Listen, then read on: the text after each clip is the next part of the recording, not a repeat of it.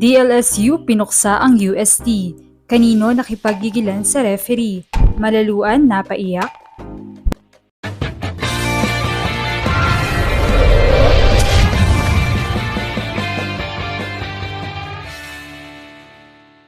What's up, Volleyball Nation? Welcome back to my YouTube channel. Narito ako para magbigay sa inyo ng updates tungkol sa mundo ng volleyball.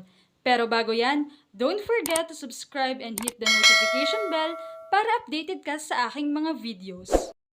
Isang mainit na laban na naman ang inihatid ng DLSU Lady Spikers at UST Golden Tigresses mula sa naging playoff game na talaga namang inabangan at tintukan ng mga fans.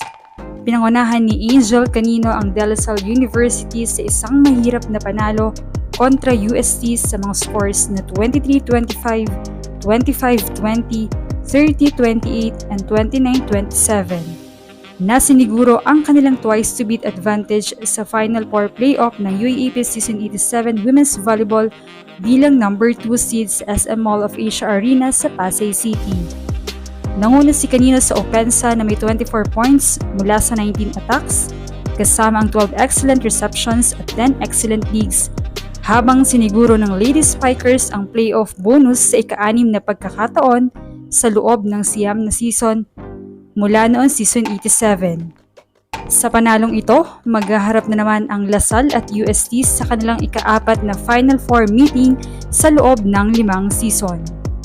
Ang mahalagang knockout na laban ay nakatakda sa Sabado sa May 3 sa ganap na 6 p.m. ng gabi sa Smart Araneta Coliseum.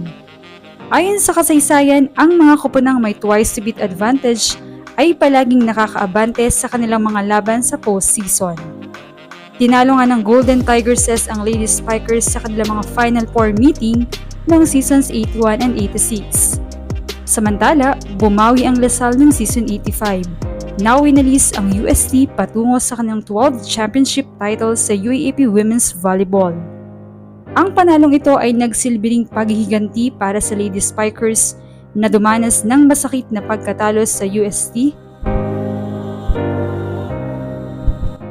sa kahalintulad na playoff para sa number 2 seed noong Mayo 1, 2019 sa Season 81 sa PhilOil Eco Oil Center sa San Juan.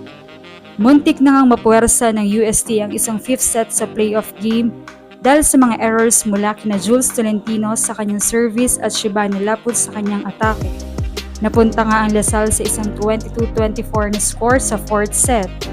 Ngunit agad rumisponde si Alea Malaluan ng isang mahalagang emphatic block kay Angge Poyos na sinundan ng isang service ace upang i-extend pa ang set. Hinabol nga ng Lady Spikers ang 3 set point ng UST bago muling itabla ang set sa 27-all. Clutch Canino gave a strong attack. Hindi nagpatinag ang Season 85 Rookie MVP. Sa suporta nga mula sa kanyang mga teammates, isang block ni Lilay Del Castillo at isang back row hit mula kay Laput ang tumapos sa pag-angkin ng Lady Spikers sa number 2 seed sa isang intense 2 hours and 45 minutes na laban. Bumida nga si Canino sa pinahabang 3rd set din kung saan ang pinakamahabang sa season sa ngayon na tumagal ng 43 minutes.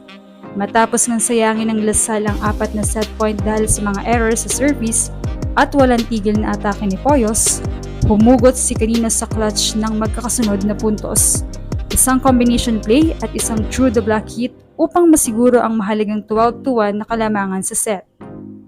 Bukod sa kanilang pagiging kalmado sa endgame, nangibabaw din ang Lady Spikers sa net na nagtapos ng may 20 blocks kumpara sa 8 lamang ng Golden Tigresses.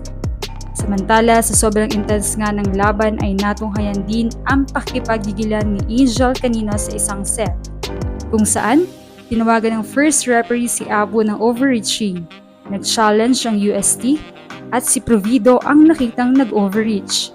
Subalit sabi ni Canino ay inward na sa kanila ang puntos noong una. Sinabi ng referee, sige, review ulit natin. Ang final point ay sa UST na punta.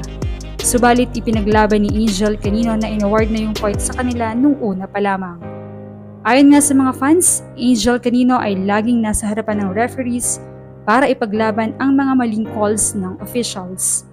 Samantala ay emosyonal naman si Alea Malaluan sa resulta ng game matapos naging importante ang mga puntos niya sa latter part ng game. Kasi noong mga nakaraang laban ay nababa si Aaliyah.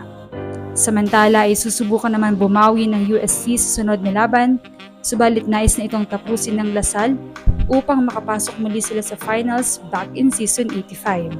Anong masasabi niyo rito? Leave a comment below.